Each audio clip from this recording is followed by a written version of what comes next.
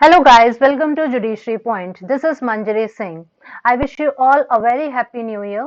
Bihar PCSJ mains के लिए आज मैं सिलेबस लेके आई हूँ क्योंकि इसका सिलेबस लेंदी है, सब्जेक्ट्स बहुत सारे हैं, 8 पेपर्स हैं। तो इसके लिए तैयारी स्टार्ट करने से पहले ज़रूरी है कि आपको सिलेबस क्लियर हो जाए और उसका मार्क्स डिस्ट्रीब्यूशन। इससे क्या होगा, पढ़ाई करने में ईजी होगा, एक पैटर्न और स्ट्रैटेजी आपको पता रहेगी, जिसके चलते ईजी रहेगा।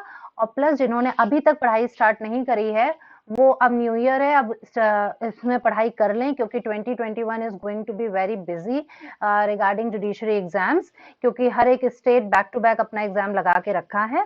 तो इसलिए जिसका ये वाला पेपर नहीं भी क्लियर हो रहा है वो बाकी पेपर्स के लिए पढ़ाई स्टार्ट कर दे। और क्योंकि आपका बिहार एपीओ फेब में है तो वो तो आपको पढ़ना ही है। उसके रिकॉर्डिंग पिछले वीडियो में मैंने उसका टाइम टेबल दे दिया था, तो आप उसके अकॉर्डिंग भी तैयार कर सकते हैं जिन्होंने अभी तक स्टार्ट नहीं किया है। प्लस रही बात बिहार पीसीएसजे मेंस की टाइम टेबल की, तो वो नेक्स्ट वीडियो में मैं लेके आऊंगी, लेकिन उसके पहले हम लोग आज का सिलेबस समझ लेते हैं। तो आप सब जानते हैं कि एक्सपेक्टेड डेट जो एग्जाम की आई है बीपीएससी कैलेंडर के अकॉर्डिंग वो मार्च 2021 है। यानी कि आपके पास देखा जाए तो मोटे मोटे तौर पे 75 डेज आप लेके चल सकते हैं, क्योंकि मार्च 21 बोला है, ये नहीं बोला है कि स्टार्टिंग ऑफ द मार्च है कि एंड ऑफ द मार्च है। लेकिन पढ़ाई के लिए आप सिर्फ और सिर्फ 60 डेज मान के चलिए, ठीक है, ओनली 60 डेज। रही बात पेपर्स की, तो 8 पेपर्स हैं इसमें। आगे अभी मैं डिटेल में इसमें बात करूंगी। और टोटल मार्क्स जो पेपर रहेगा वो है आपका 1050 का। तो हम यहाँ पर पहले 2 सेक्शन में बात करेंगे, सीधे सीधे। एक कंपलसरी पेपर्स होगा और एक आपका ऑप्शनल पेपर्स होगा। कंपलसरी पेपर्स में 5 होंगे और ऑप्शनल पेपर में 5 पेपर्स हैं, जिसमें से आपने 3 ऑप्शन चूज किए होंगे जब आपने प्री का फॉर्म भरा होगा। कंपलसरी पेपर में पहला आपका होगा जनरल नॉलेज का, जिसमें करंट अफेयर्स इंक्लूडेड है, ठीक। ये आपका 150 मार्क्स का रहेगा। सेकंड आपका एलिमेंट्री जनरल साइंस का है, जो कि 100 मार्क्स का है। Third is general Hindi 100 marks. Fourth is general English 100 marks. And अभी मैं बात करती हूँ इस बारे में। Fifth is law of evidence and procedure 150 marks. देखिए कंपलसरी इसलिए क्योंकि ये पांचों पेपर हर एक इंडिविजुअल को देने हैं, ठीक, हर एक किसी को देना है और उसका ये मार्क्स डिस्ट्रीब्यूशन है।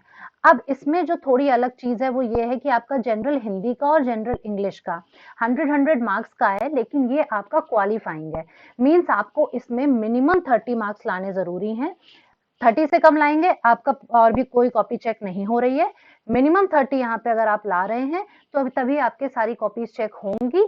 प्लस ये आपका मेरिट में इंक्लूड नहीं होगा इन दोनों के मार्क्स। मतलब अगर 30 भी आ रहे हैं तो कोई नुकसान नहीं है, 30 से कम नहीं आना चाहिए, ठीक है। तो ये आपका क्वालिफाइंग रहेगा और बहुत ही इजी पेपर आता है। आप प्रीवियस ईयर के क्वेश्चंस खुद देखेंगे तो बहुत ही बेसिक ग्रामर लेवल पूछते हैं।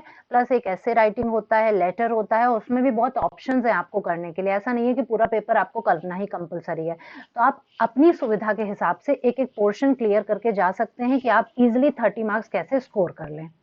रही बात जनरल नॉलेज में, ये मैं अभी आगे बताऊंगी कि इसमें कौन कौन सा पोर्शन कवर होगा, ठीक है।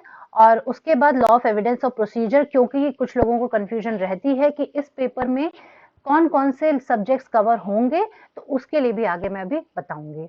नेक्स्ट यहाँ पर आपके ऑप्शनल पेपर्स आते हैं, जो आप सबको मैंने कहा कि 5 पेपर्स होते हैं, जिसमें से आप लोगों ने 3 चूज करे होंगे प्री का फॉर्म भरते हुए। एक होता है constitutional law and administrative law का। पहले होता था कि एडमिनिस्ट्रेटिव लॉ में इंग्लैंड का पूछा जाता था, लेकिन अब कुछ टाइम से आपका खाली इंडिया का पूछा जा रहा है। तो ये एक तरह से कह लीजिए कि पहले के कंपैरिजन में अब इजी हो गया है। Second Hindu law Mohammedan law होता है 150, अच्छा ये सारे 150 मार्क्स के हैं आपके।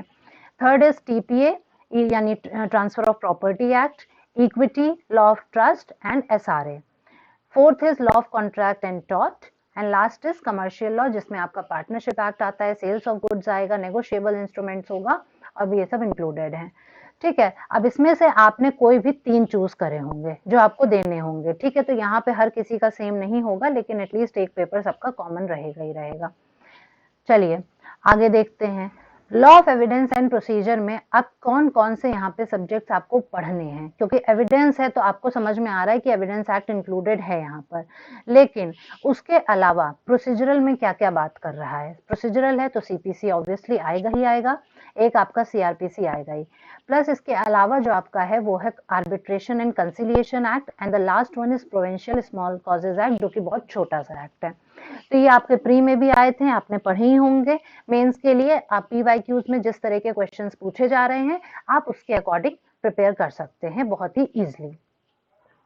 नेक्स्ट हम देखते हैं कि जनरल नॉलेज में, क्योंकि अभी जो प्री के टाइम पर आप जीएस का पेपर देते हैं उसमें साइंस अलग से नहीं पूछते हैं, वो जीएस का जो पेपर होता है उसी में आपका साइंस भी इंक्लूडेड होता है, यानी कि history, geography, science and current affairs. Bihar खाली यही 4 पोर्शन आपसे मोटे मोटे तौर पर पूछता है।